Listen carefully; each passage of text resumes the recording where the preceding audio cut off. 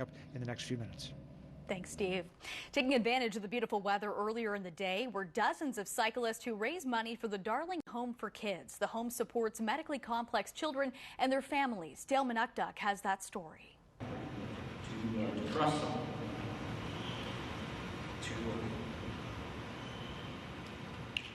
Fernando's daughter, Catherine, was born premature 21 weeks with cerebral palsy, epilepsy, and visual impairment.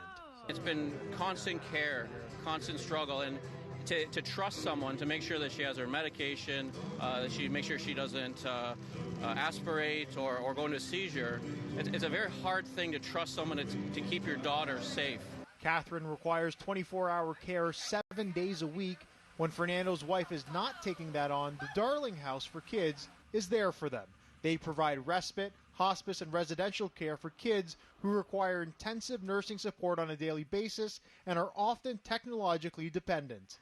So our respite program gives families a break. They can come up to the home with their kids and stay for up to a week. We do a hospice program that includes end-of-life care and a residential program where kids can live here on a full-time basis. On Sunday, they held their 9th annual Wheels for the Darling Home for Kids event, a 25, 50, or 100-kilometer cycling fundraiser. It's a great place for children with special needs and for their parents to have a place to put their kids in care and know that they're well cared for and get a needed break. They do so much for the community, and there's not a lot of overhead.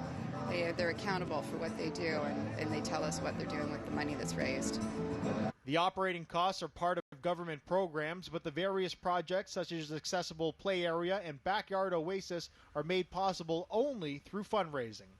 This year, a record-breaking 119 riders raised over $100,000, but it's the care that the Darling Home provides and the full night's rest that his wife gets that Fernando says is priceless. If Catherine is going to be in pain or is scared, they're going to comfort her. And sometimes that's even more important than making sure that she's taking her medication and getting fed.